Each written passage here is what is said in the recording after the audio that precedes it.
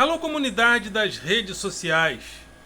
Mais uma vez aqui para tratarmos de mais um tema. E hoje eu gostaria de falar sobre a minha admiração crítica pelo professor Paulo Giraldelli. O professor Paulo Giraldelli tem nas redes sociais um trabalho muito importante que ele chama carinhosamente de esquerda reflexiva.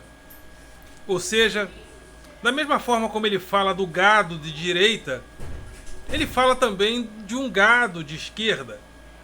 Então é mister que haja uma esquerda reflexiva, ou seja, ele coloca narrativas e que as pessoas que o acompanham da esquerda reflexiva façam as suas narrativas. E eu tenho bebido nessa fonte, eu pesquiso muito, mas paro para ouvir detidamente muito pouca gente. Eu diria que nas redes sociais, de forma mais sistemática, fica à vontade.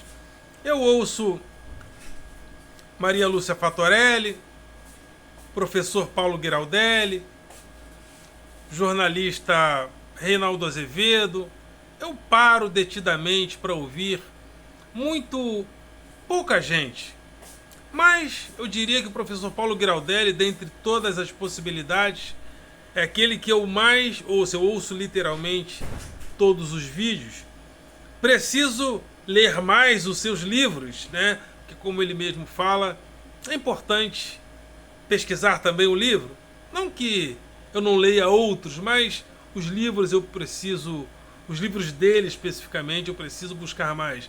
Mas as suas narrativas têm ajudado, têm me ajudado, têm me inspirado, têm me feito caminhar e eu diria que depois que eu o ouvi, eu sou um outro pensador, né? Um outro professor, literalmente.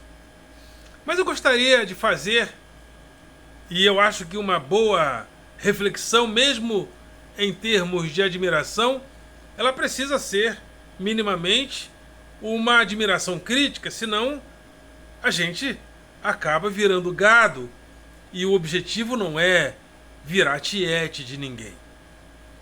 Mas antes, gostaria de falar para você, de solicitar a você que você se inscreva no canal, que você assista os vídeos, que você dê seu like, compartilha e não deixe de fazer o teu comentário dentro do vídeo do YouTube, mesmo que você tenha acesso aos meus vídeos através do WhatsApp. Tem pessoas às vezes que fazem comentários no WhatsApp e se esquecem de fazer o comentário dentro do vídeo do YouTube para que o vídeo possa subir na plataforma. Então, vem comigo e vamos caminhar na veia crítica da esquerda, da direita, do centro, ou seja, que não haja nenhuma ditadura de centro, né? Que nós continuemos polarizando. Nada desse negócio de... Não pode haver polarização. Pode e deve. Política é embate, é luta, é guerra no bom sentido. Não agressão, mas luta. Luta de grupos, luta de classe, embate.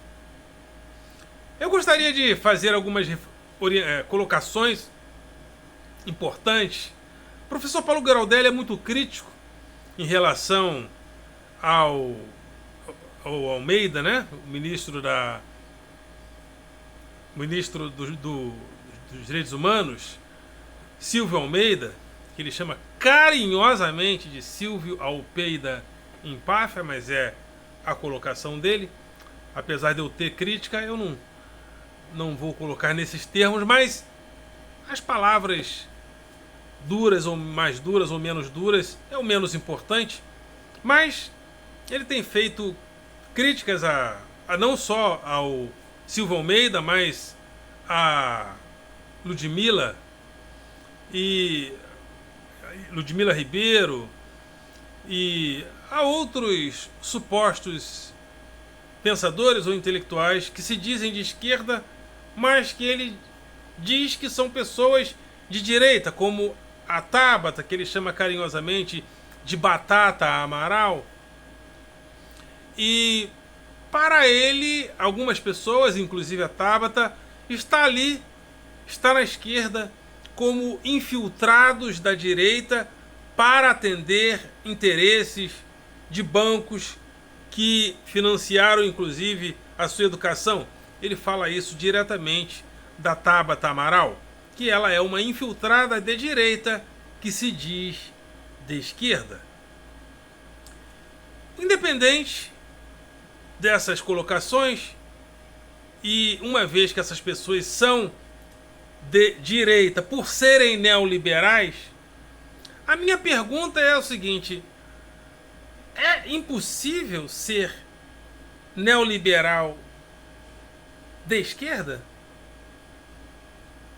Porque o professor Paulo Graudelli ele fala de neoliberalismo como se o neoliberalismo tivesse que ter expressão apenas na direita. Para a centro-esquerda não poderia haver neoliberalismo. Bom, nós sabemos que a própria esquerda e o próprio sentimento de esquerda, ele nasce dentro de uma aurora liberal que começa lá nos idos da Revolução Francesa, a partir das Assembleias Gerais, onde aqueles que queriam a continuidade de revoluções se sentavam à esquerda do rei nas Assembleias Gerais, e aqueles que eram mais conservadores se sentavam à direita do rei. Então, nós, em relação aos conservadores, continuamos com essa pecha à direita para os conservadores, e aqueles que são mais progressistas, entre aspas, ou que querem mudanças na sociedade, atribuímos essas pessoas a um comportamento mais à esquerda, também por essas influências. E a esquerda, desde os seus primórdios, ela procura a igualdade. A esquerda, prioritariamente, é buscadora da igualdade. Por isso que é um erro dizer que o nazismo era de esquerda porque o Estado era inchado. Bom, a ditadura militar também no Brasil tinha um Estado grande, inchado, e era de direita. Não, o nazismo era de direita porque o nazismo era a radicalização da desigualdade. E a esquerda ela se volta para a igualdade. O nazismo não, o nazismo era a pura desigualdade. Por isso que ele era de extrema direita, porque a desigualdade dele era inclusive racista. Mas quando a esquerda aparece no cenário, nos idos da Revolução Francesa, ela aparece dentro de espectros liberais. Então, se há liberalismo de esquerda, não pode haver neoliberalismo de esquerda? Eu até gostaria que o professor Paulo Graudelli, se ele ouvisse esse vídeo, me explicasse esses detalhes, né, para o seu aluno, né? O professor Paulo Graudelli é meu professor também, né? E todos precisamos de um professor, né? E o professor Paulo Graudelli é o meu professor. Mas eu faço essa crítica. Se havia e se há a possibilidade de haver liberalismo de esquerda, não pode haver neoliberalismo de esquerda? Se não, quais seriam os espaços da esquerda dentro de um mundo conquistado pelo neoliberalismo, por definição? Porque as instituições de liberdade do liberalismo já não têm a mesma autonomia, inclusive o Estado. O Estado liberal não tem mais a diretriz dos direcionamentos da economia como tinha no passado. Por isso que não existe mais a possibilidade do desenvolvimentismo estatal. As instituições da liberdade, como os sindicatos, foram nessa leva, ou seja, a economia se globalizou e se tornou mais poderosa economicamente, politicamente, socialmente, culturalmente, que o próprio Estado.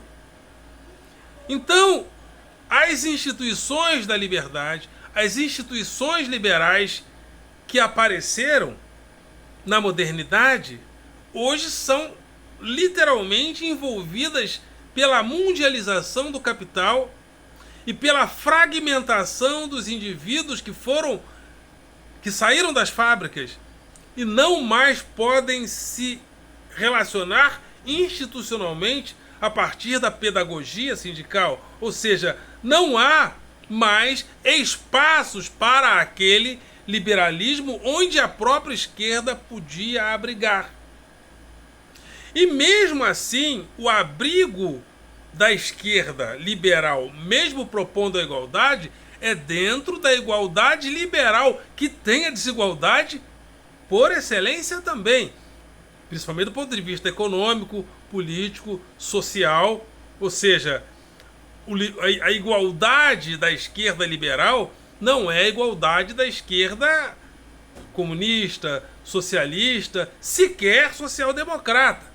Muito embora a social-democracia abrigue o Estado liberal dentro do espectro, do paradigma do bem-estar social. Mas num mundo onde nós estamos, o mundo que nós vivemos é neoliberal. Se o mundo que nós vivemos é neoliberal, como nós não poderemos ser neoliberais de esquerda ou à esquerda necessariamente? Porque o mundo fez uma guinada liberal, fez uma guinada neoliberal na sua própria infraestrutura comportamental, na sua própria infraestrutura política, social e cultural. Da mesma maneira como eu posso não ser capitalista, como não sou, né? Se eu for me definir, eu vou me definir como socialista. Mas como eu vou viver no mundo capitalista praticando o socialismo? Não tem como. Como eu vou ser... Eu sou de esquerda. Mas como eu não poderei ser de esquerda neoliberal se o mundo fez uma guinada neoliberal? Inclusive, naqueles movimentos de maio de 2013, aqueles movimentos que houve no Rio de Janeiro contra o aumento das passagens, que gerou todo aquela celeuma toda que gerou nos mais médicos. O próprio Antônio Negri celebrou aquele momento como um momento revolucionário, incipiente, e também a Primavera Árabe. Ou seja, da mesma maneira como nós estamos no mundo fragmentado neoliberal, procuramos sementes da revolução, mas o próprio sentimento revolucionário que nós temos hoje, ele só pode existir abrigando dentro do neoliberalismo. Inclusive, aquele comportamento todo de maio de 2013, a gente observa que o neoliberalismo estava presente, inclusive quando as pessoas expulsavam os partidos que chegavam, quando chegava uma instituição eles expulsavam. Por quê? Porque por mais que fosse um movimento com espectros de esquerda, com intenções de esquerda, com intenções de igualdade, porque as pessoas pediam mais hospitais, mais escolas de qualidade, ou seja, aquelas solicitações igualitárias estavam presentes. Porém, quando chegavam as instituições tradicionais, os partidos, enfim, as pessoas expulsavam. Por quê? Porque era um movimento que, por mais que ele fosse à esquerda, ele era batizado por comportamentos neoliberais de individuação, de individualismo, e cada um ia falando de um montão de coisas ao mesmo tempo, de coisas diferentes, mas desinstitucionalizadamente. Ou seja, eram comportamentos de esquerda dentro de um movimento neoliberal.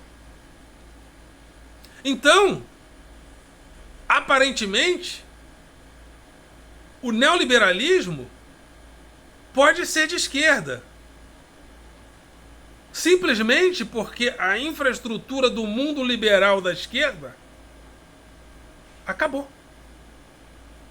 Não existe mais. Eu só posso ser liberal de esquerda se eu for neoliberal de esquerda. Hoje, porque a infraestrutura daquele mundo acabou. Dá licença. Fica à vontade. Desculpa, já se incomodando. É que a Fabrícia vai usar isso aqui pra... Tá, eu vou acabar agora. Tá? Vou acabar agora, ok. Então, esse mundo acabou. Então, só existe a possibilidade de um mundo neoliberal onde a esquerda briga. Então, às vezes o professor fala: fulano de tal se diz de esquerda, mas é neoliberal. Como se não houvesse a possibilidade de ser neoliberal de esquerda. Mas o mundo foi para o neoliberalismo. Não há outros espaços. É isso aí. Deixo essa pergunta. Espero que esse vídeo chegue nas mãos do professor Paulo Giraldelli. E, se ele não quiser responder no ar, responda para mim, porque eu estou aqui participando também da esquerda reflexiva. Ok, galera? Vocês são do coração.